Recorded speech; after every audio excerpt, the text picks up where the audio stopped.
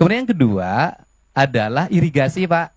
Saya boleh ini sama Bapak, tahun ini di Jawa Barat DAK-nya mengalami penurunan untuk program kegiatan di BBWS. Untuk irigasinya mudah-mudahan bisa kembali ke asal, Pak, setelah Bapak datang.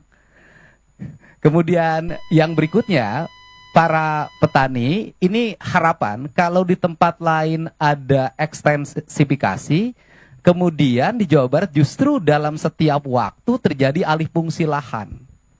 Saya sudah mengeluarkan peraturan gubernur, Pak, minggu yang lalu, melarang alih fungsi lahan dalam bentuk apapun, terutama untuk kepentingan pertanian. Apalagi di daerah Bekasi itu sudah hampir habis. Mudah-mudahan, tetapi itu masih ada problem, Pak, karena tata ruangnya masih pakai yang lama Jawa Barat, Pak. Kabupaten kotanya masih pakai yang lama, sedangkan perubahan tata ruang itu kan perlu waktu 5 tahun.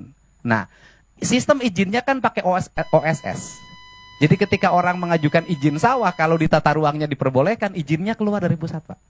Nah, ini harus diantisipasi. Kemudian yang terakhir, mohon perhatian untuk pada para petani adalah peningkatan asuransi kesehatannya, Pak. Karena banyak di antara petani ini giliran sakit tidak tercover oleh BPJS. Atau mereka BPJS mandirinya tidak terbayar, Pak.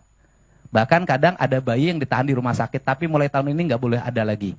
Itu saja, Pak. Mudah-mudahan pertemuan ini menjadi lebih bermanfaat. Download Tribun X sekarang. Menghadirkan lokal menjadi Indonesia.